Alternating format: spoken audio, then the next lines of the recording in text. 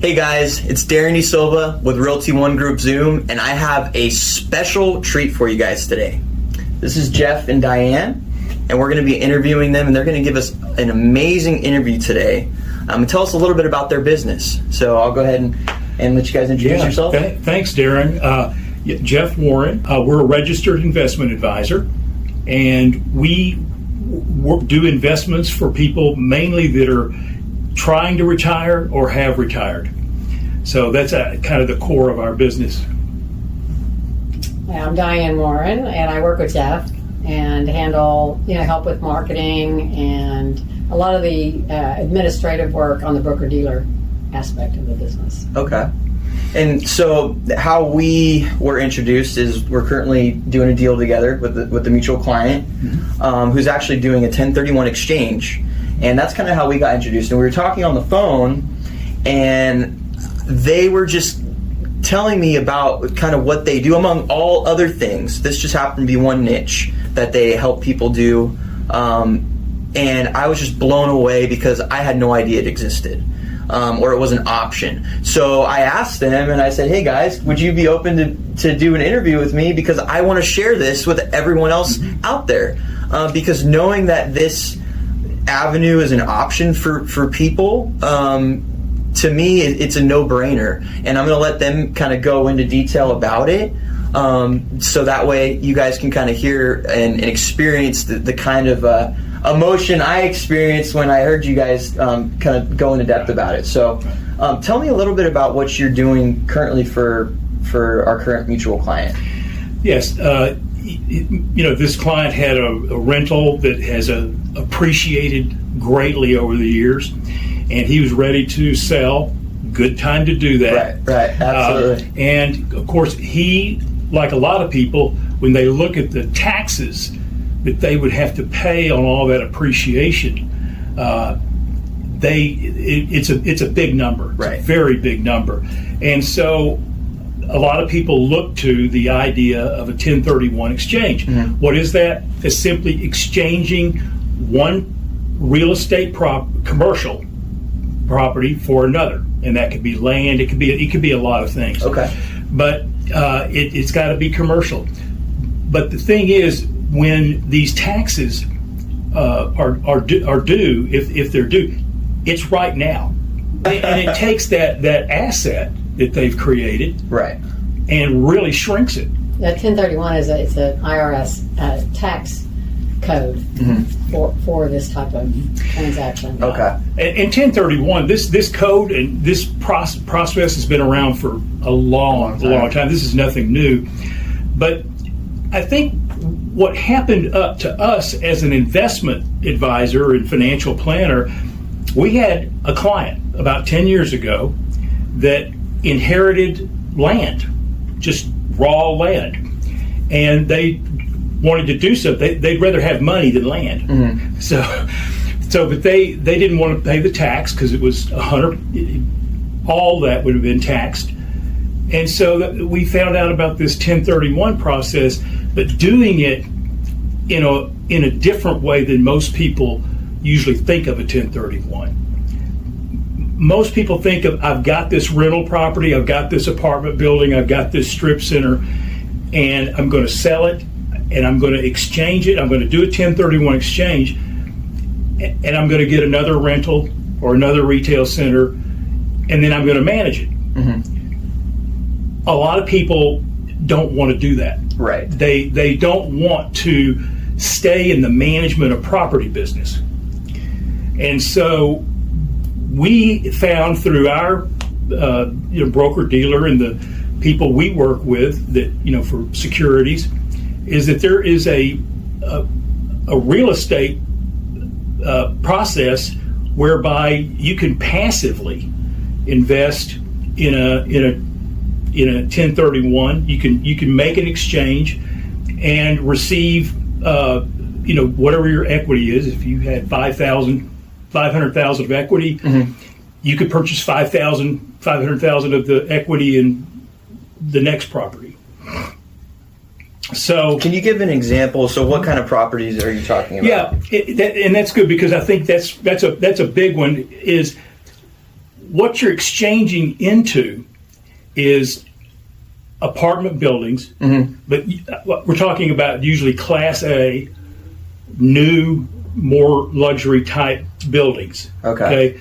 So there's less risk going into those. Huge asset. And they're already operating. Yeah, they're already operating. So it's proven numbers, Yeah. it's proven They've got return, a high- and you're just getting your piece of the pie when it's already known there these numbers. High it's not occupancy, you Right. know, right. low turnover, just So you already have all those numbers. You're not all those guessing. dots are already connected. Yeah, I love that. And the thing about the apartment, I always bring up apartments because when you look at doing this, apartments have a stability through all markets, all economic cycles. Typically, they're pretty proven. Well, everybody has to live somewhere. Yeah. Right, exactly. In fact, a lot of people are downsizing into Class A apartments. Right. You know? Or I even know I have sellers that while they're even transitioning, looking for another replacement property, that they're just getting an apartment for a year. Yeah. You know, It's happening or a taking lot. advantage of the market right now, renting for a year or two, and then, giving them time to find a But replacement even though, property. like Jeff gave the example of the client, how we kind of got into it with the land, they were leasing the land. That's how they were able to do a 1031 exchange. So they were leasing, because it has to be, I think it has to have been in Commercial. for like 2 years, something like that. So there are also, I just want to make sure for your viewers, it's not just apartments. There's retail, there's office buildings, Single tenant there's distribution industrial center, distribution centers like an Amazon center, that kind of thing. storage. Yeah, Okay. self-storage. So there's a number Everything, of yeah, a a lot number of of options, commercial. yeah. And so, but again, the tendency for us, and as far as availability and the market, we wind up doing a lot of apartments. So just because of the Right. Well, like you said, it's proven. So it's not like it's only apartments. Like you said, you have all kinds of options: office buildings, storage, depending on what the client's needs are and what they want to What's invest available in. at the time, what's available at the what time. the sponsors that we know are tried and true. Right. So there's all these factors. But if you basically what you're saying, if you had a ranking system, apartment complex is at the top. Yeah. The other thing to know about this when considering it, most people that own commercial real estate, whether it's a rental home or an apartment building or whatever it is they own, income is important. There's an income being produced off of that asset, and of course, everybody's hoping for appreciation too. Right. We all want both. So one of the things about this type of more passive investment for 1031 in, say, an apartment building, you own the equity, the amount you own as an investor, and then you're paid a distribution, a cash distribution, and typically those are paid monthly. Like that's how most people like to get their Right. and so that substitutes that lost income, because that's another reason a lot of times people may be postponing doing a 1031 or selling that rental, is they need the income, they don't know how to replace it. Right. And so this is a potential way to replace that income as well. So it works well. And let me go to one more piece of this that's, I think, critical. It's certainly been critical to all the clients we've done this with, and that's estate planning. Most of the clients that we work with they're mature. They have children. A lot of them have grandchildren, and so they're concerned about passing on that asset if they die. Pass away, yeah. So what happens, which is really a good thing, is there's a thing called stepped up basis, and it just in real simple terms. If you had owned some stock and you inherited that stock, if the basis that they bought it at was $10, and now you inherited it's worth $200 a share, you're at $200 a share. So you're not going to get taxed all that right. growth. So it's the same thing here, where that basis steps up to those heirs, and that's pretty important to a lot of people. Absolutely. to understand completely that. wipe out all that capital gains, So appreciation. it is a good estate planning tool. I mean, it's one of the. I think it's still one of the best tools that there are. One other thing that's probably important to know is you do a 1031 like we're talking about passively. 5-6 years pass. Mm-hmm. They're going to sell the property. It's appreciated enough. Everybody wants their payday. Mm-hmm. So that thing sells. You get your equity plus whatever appreciation back, and then you got a decision to make. Gosh, do I want to pay taxes now, and and take this, or do I want to just roll it into another property? So there's roll Right. into another DST. Yeah. Right. Yeah. So that's one of the things too about 1031s is that ability to just continually defer those taxes. So with an apartment building, so say I invested that $500,000, let's say an apartment complex, and then the appreciation goes up, let's say 5-6 years. So is there some type of percentage, because there's other investors, how does that work, figuring out how much equity I've actually gotten in my initial investment? Mm-hmm. Yeah, because when you make your investment with the other investors into the property, everybody gets their share of it based on how much equity they put into it. Okay. It's equally, dispersed. Right, it's equally dispersed. So you're going to get an equul amount of the appreciation, Whatever that percentage based on is. Whatever that your percentage is. Yeah. Okay. And in reality, you always hate to talk about numbers and averages and all of that. Exactly. But I will tell you that over time, I won't hold you to anything. I promise. Over time. And even the sponsors who acquire and manage these properties, they'll say, use the same thing, is it's about an 8 to 10% annual internal rate of return. That's the target. Now, we've had a couple that were a little less than that. We've had a couple more than that. We've had a couple a lot more than that. Right. So there's no. No each guarantees. Each one stands on its own. Right. They've all been very successful. But that's Very successful, right. the target is. At the end of the day, as long as I'm making $1 over, net, Everybody's that's real all I care happy. about. Yeah. I'll tell you that. Yeah. But the big thing for, again, a person that decides to do this, that wants to do this, they're wanting to keep that asset intact and not give a third of it to the government. Mm-hmm. And so that asset will do better and appreciate more over time for them or for their heirs.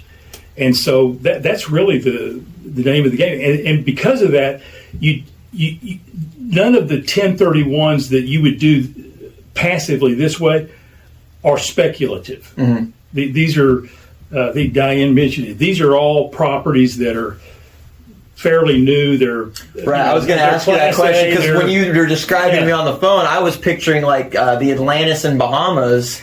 When the way that some of these properties are. Yeah. But that's a good point, because those, like you said, are established. There's millions of dollars that have gone into these properties just to build. There's that much more in research that they've probably did just to build the property, of all these other companies that are established the as well. Locations are right, just very thought out, and that's I think a lot of the value too, because it takes a lot of the headache away from if I were to do it on my own and research a duplex or just a single family residential house, and calculating the capitalization rate and appreciation and vacancy rate, all those things that I would typically have to do on my own as a seller, and not only that, but then have to deal with tenants and property management company. I mean, to me, that's really where I saw a lot of the value of this as an option, because it's something that is, I don't want to say guaranteed, but if I were rolling the dice, I'd say it's probably a safe bet, going that way. And then just the headache alone, knowing that you're going to have some sort of cash flow, and then on top of that, your investment's appreciating in this huge mega structure. Well, and then all the appreciation. Now your equity has grown, right? And now if you do, when that sells, and you do that, you have even. I mean, it grows. It keeps growing. Yeah, exactly. The distributions are larger. Your equity is more for the next one, and just in this day and age, property management has almost taken on a whole new look in itself. With tenants having more rights or something like that. I mean, we've had a couple of clients that have really had a hard time getting rid of the tenant so that they can sell and do a 1031. They've had to get lawyers involved, and it's just been, in that regard, a nightmare for some people. So. Right. Yeah, and that's I think also a lot of the value that it's going to bring to people like that in those situations. People that are just done. We're done with it. Yeah. So with you kind of talked a little bit about people wanting to kind of get out in estate planning. What about, how would this be beneficial for, let's say a young guy like me, who wants to, I kind of have an idea, but I want to, you guys could probably kind of describe it a little bit better. How would a young person, say I just bought my first investment property, or say I'm thinking about buying an investment property, or let's keep it simple. Let's say I have an investment property, I'm selling it, I want to do 1031 exchange. So how would this route benefit me in the long run? At being younger and just diving right into this rather than trying to figure it all out on my own. I would say that the biggest consideration would be when you put the pencil to it, which that's what you're going to do. Right, absolutely. Okay. No, yeah. Like I said, I've thought this out. I just want to hear the answer from you guys. So, one thing is how much appreciation has there been? So, what kind of tax liability would you have? Is it worth holding on to the equity through a 1031, exchanging it for something else, and continuing to roll them, or do you have a better use of that capital? And that's what and that's true really, whether it's somebody young looking at being able to leverage their real estate that way, or whether you're retired and you always have to put the pencil to it. If there's a lot of appreciation, 9 times out of 10, you're going to look at this and go, "Wow, no brainer." I don't want to. Yeah, right. Yeah. Well, in the way the markets are now, I mean, especially right now with it being a seller's market, right, big time. I mean, the properties are going within days, especially in this area and the surrounding counties. Then. They've appreciated. They've already appreciated so much, and so many are going so much over even. Yeah. So I guess it would depend on too whether or not they currently have a mortgage, and then how much equity do they have in the house, and just have to look at it on an individual basis. But so that's the other thing too. When you bring up mortgage, is if they're going from a single family residential house or apartment complex, most of the time they have a loan to pay off and they have a mortgage, and then there's that cash flow between the mortgage expenses and then what they're getting for rent. But by doing this, they're basically taking their equity. They're not having to get a whole nother loan, having to get mortgage insurance, all those things that come along with that, and they just are basically just getting a check every month. They're putting their equity into an asset, and instead of having to worry about paying a mortgage, they're putting it into something that is, instead of having to worry about making payments to places, to the right people. Yeah, You know, calling contractors. you know, maintenance, the yard guy, Everything. Yeah. landscaping, all those things. Turnover, all Yeah, that, yeah. It's just nice and clean. They sell it, they pay off their mortgage, and they 1031 the equity. Right. And then they get a check every month. Yeah. And it can vary too, right? As far as, you know, percentages go. Oh yeah, I mean every property would stand on its own as far as how much the cash distributions are that they are paying or can pay. And that's just based on the rents of that property at the time. Exactly. And you know, some do it where they declare an amount like, okay, we're going to pay 5%. That's what we're going to pay, and then they pay that regardless of what the cash flow is. Or they start out with maybe a lesser number, and they do everything out of cash flow. You may start off with a little less, but there's no cap. At some point, yeah. We've had that happen where people have gone from a 4% distribution over time almost to an 8%. Oh wow! You know, and that's during net. the life of that. Yeah, that's that net. particular property. Yeah. Right. Yeah. Wow, that's crazy. So yeah, every one of the managers of these properties, they all have their own formulas, but they all, at the end of the day, it's a very similar process. Right. I look at it like this: if you have your money sitting in the bank, you're getting paid. You know what? Nothing. I mean, less than $1. Yeah. If you got 100 grand, you're probably getting paid 10 cents a month, right? So why not let your if you aren't doing anything with it, like you have a 401k, or I would argue maybe to even take it over and put it in something else, but you can take that and put it into something like this, right? Well, you got to remember that a 1031 is exchanging a like-kind property. Mm-hmm. So you're exchanging real estate that is deemed commercial for real estate that is deemed commercial. Right. Okay. So it can I'm going in a different direction here. Yeah. Okay. But the person that has a rental house, large, small, whatever it is. The reason why I'm like, man, you guys might have a new client here, Yeah, right. I'm like thinking, hey, how can I hop on this bandwagon? Well, and that's another conversation right. that we can have about what you can do with that. Right, yeah. right.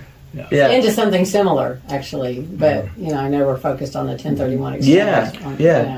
Yeah. But I think there's two big questions that I feel like the clients we've worked with, they have to answer for themselves.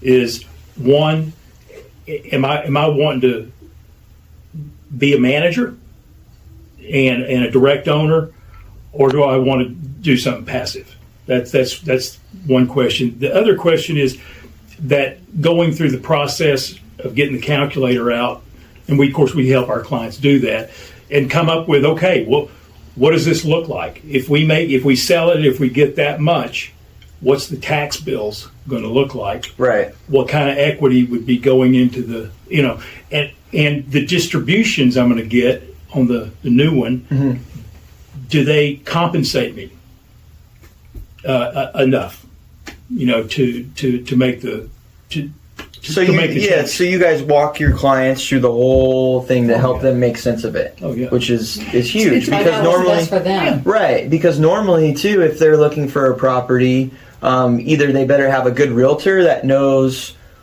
how to calculate those things, or they're doing it on their own. Mm-hmm. So this is another really valuable thing to know for people. Yeah, they need a realtor to sell it, and then we're there to help navigate through actually doing the 1031 process. And right. We can, we do it all. Right. Yeah, it's super valuable. So we guide through it all. We take the lead in all of it. Right, I love it. Yeah, and that's why I saw the value in this from the start, and I appreciate you guys meeting with me today and talking about it. How can somebody find you guys? Where are you guys located? We're here in San Ramon, okay, just off of 680 in Crow Canyon. Our office is in the we call it the glass upside down pyramid. I like it. Yeah, I did when I was growing up. Yeah, I was able to when I got out of the car, I was able to look at my reflection, and because it was slanted, you know. Yeah. So we have an office here where we meet clients, and we're always happy to meet with people to have these discussions. A person would never need to feel like, oh my gosh, I've got to do something, I got to make some decisions or whatever. That's not the point. We're a company that's been around a long time, and we take whatever process is needed for a client to determine the decisions they want to make. Mm-hmm. We're ready to go through that process with them. But we can, meeting or Zoom, just a phone conversation, to get the ball going. Mm-hmm. And get the information that somebody would need. Or just initial phone call or Zoom, that's a great tool. Yeah, it's a great tool. And people can do it in the comfort of we can go to someone's house too if they're comfortable with that. That's awesome. That's great. Meet somewhere at a coffee shop. It doesn't have to be here at the office. Right. I love that. So we're very flexible. The thing is, this is a big decision.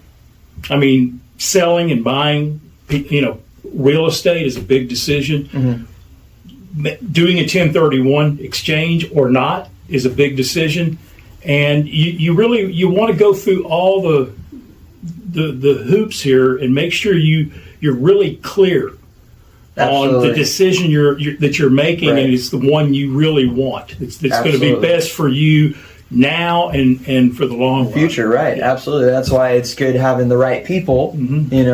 Because we work with, because some people may go, how does that work? How does that work? But just in a nutshell, they need to sell their property, list their property, get in contract, but then the funds never, they don't ever get the funds. So they go through what's called a qualified intermediary. Mm-hmm. And then the qualified intermediary, in turn, wires the funds or the equity to whatever sponsor it is that the client decides on, based on, what's available. And Jeff does all the due diligence as well.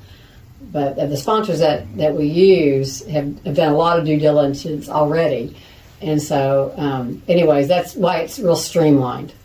So they don't have to figure that part out. Right. So you guys already have those contacts. You have the intermediary ready to go. We call them the QI. Yeah. Right. The QI ready to go. When everything's already in place, all they got to do is make the call or send you the contract, and that way it's ready to go. Like you did with the current client. Attached to everybody, and now we're off. Yeah. Yeah, that's one important piece that Diane brought up that always consider in this process, no matter what kind of 1031 you do, is you as the seller of that property and I'm going to exchange for this new property, you can't take receipt of those funds.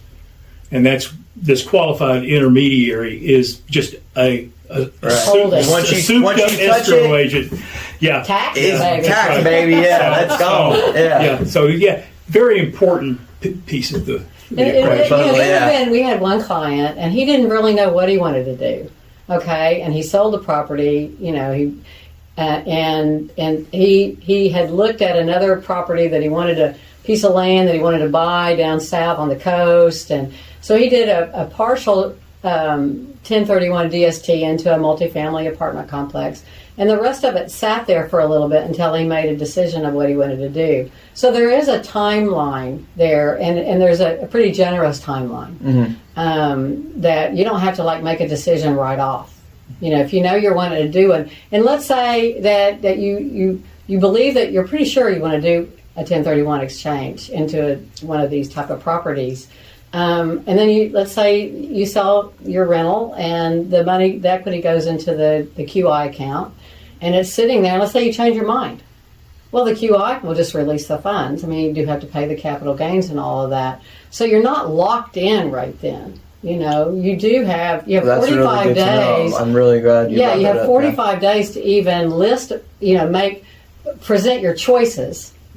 And then you have 180 days to actually make the transition. So, or the transaction. So And 45 days is after the close. the close. So- you have 45 days to list some of your options. Identify the properties, and then you have 180 days.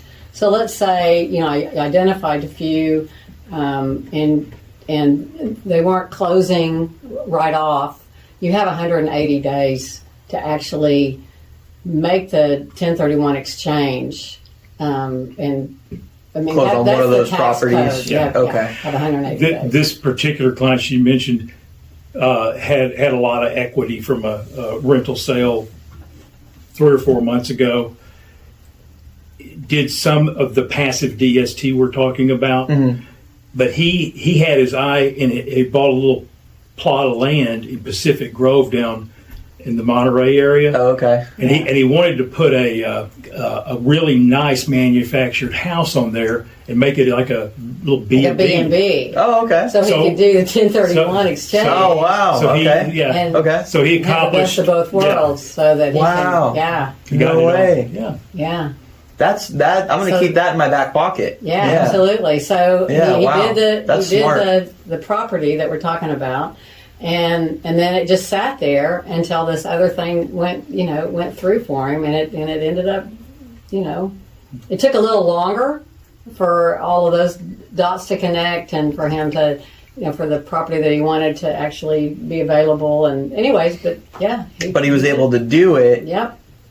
In the timeline. at all. Yeah, because he wouldn't have been able to do anything before. But just Well, yeah, if by he would being have just taken the resourceful. money, or even the leftover, he would have had to pay all the capital gains. Right. And so, yeah, he decided to do like a B&B, so it meets the qualifications to be a 1031 exchange. That's awesome. I Yeah. love hearing stories about just quick thinking and being resourceful like that. Yeah. Yeah. And something like that, I mean, he was, also involving his accountant. I mean, we're not accountants, so we can't give tax advice per se. But we can help with the 1031 exchange and also direct, as you probably can too, Right, to the right people people. Yeah. to somebody if they don't have, Right. a tax person. Right. Yeah, that's super valuable. Yeah. Well, is there anything else that we may have missed that you guys want to talk about? I don't think so. I think that what I would the only thing I'd summarize is making those decisions, looking at your options, what they are, and understanding the consequences of those options. Yeah. What are you up for? Are you up for continuing to manage real estate and take the risk and do all that, Right. or are you ready to do something different where you're not involved Right. day to day or even month to month or quarter to quarter? You're just you're an owner and you get mailbox money every month. Right. So that's a real big choice and direction for people.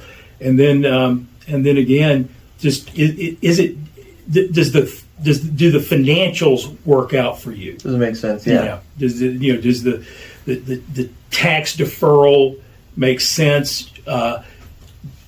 Can you defer that for many, many, many years without needing that any of that capital? Mm-hmm. So those are the things. So it's just kind of really financial planning 101. Now, one question, can you pull part of that equity out too in your investment? Yeah. So let's say that you had $1 million of equity on a transaction, and you wanted to hold back a couple of $100,000, and then put $800,000 into the investment property. You can do that. You just would pay taxes on that $200,000. right. Okay. So, but yeah, you can do. Yeah, you can kind of do just about anything you want as far as that goes. Now, what if you put that whole, let's say the whole $1 million into that property, but let's say you want to pull some out? After you've already invested it? Is that an option or no? It's typically not. because it's real estate, right? Although one of the things that most of the sponsors do with and for investors and clients, somebody has a situation come up that's a challenge where they need to get some equity, they'll work to help sell your part to one of the other investors. Okay. That's So always take The that. that's always an property's doing option. good. Okay. Then, Yeah. there's a Right. chance That's a that- no-brainer. Yeah. Yeah. Like, you need an extra But- 20 grand, 30, sure, I'll pick it Yeah. up from them. Yeah, I would love to have Right, more no equity problem. in that Yeah, that's property. it. You sure you don't want Yeah. more? Yeah. But I'd say just as an investor and somebody making this move, you want to think in terms of, can I tie this up in this real estate for X number of years? Long-term thinking. Yeah, Yeah. and you're getting And- your distribution. And again, that's part of the Right. questions that going through the process of making the decisions. That's just liquidity is one of those things to look And those at. are kind Yeah. of things you guys go over Yeah. with people and The other thing I wanted to bring up that hadn't been mentioned is why people can't just go do it themselves, and they need to go through someone Yeah. like Jeff. That's a great point. You can explain Yeah. that, Jeff.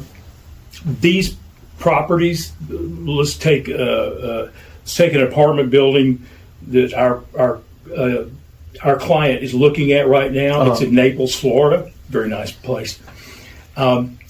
So it's owned by the real estate sponsor, who does they own it and they do all the management. It's vertically integrated. And when I say sponsor, that's who I'm referring to. Okay. And the shares of that are considered securities. They're considered investing in a security.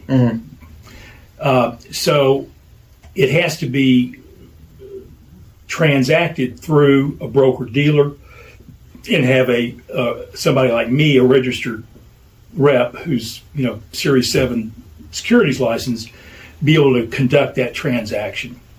So that's where the securities part comes in, and people like myself come in.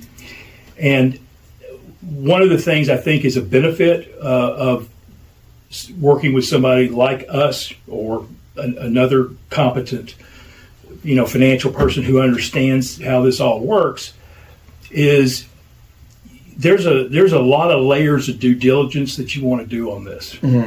And one of the things is that the broker dealer, who I work through, they do a tremendous amount of due diligence before they sign off on the offering. Okay, so There's you've a got lot of due diligence there's a lot of layers. Yeah, it sounds like It's that's a good thing. It is. Yeah. Absolutely. It's a real protection. So Right. by the time we hopefully get somebody a property that they like, it's been vetted a lot. yeah, Thoroughly. And, Yeah. yeah. by three And, different for yeah. sure. So three different pretty. so it's just that's the only thing that makes it unique is if you did a 1031, if you 1031 your current rental for another rental through a real estate agent, then fine. You don't there's no securities transactions involved there. So you don't need the person like me. Right. Yeah, and also I think it's a good point to know that if somebody's interested, a phone call to Jeff doesn't cost anything. I mean, there's no fee involved or anything like that. Yeah. Yeah, no, I think it's super valuable, and what you guys do is great. That's why I'm really happy you guys agreed to let me come interview you, and I appreciate that. I appreciate you guys' time, and thank you guys. Thank you. Appreciate thank you, you. Darrin. I really do, and I Yeah, thank it's a real you for. pleasure to be here. Yeah. Thanks for working with us on this joint client. Absolutely. It's been a pleasure. Absolutely, Yeah, many more to come. That's People for need to sure. be informed. Yeah. So they know what options they have. Absolutely. Yeah, what's best for them. Absolutely. Yeah. Well, thank you guys, Yeah. and thank you guys for watching. If you stay tuned this long, I hope you got a lot of value. I hope you got as much value as I have, and again, this is Darrin Desilva with Realty One Group Zoom, and you guys have a great day. Bye-bye.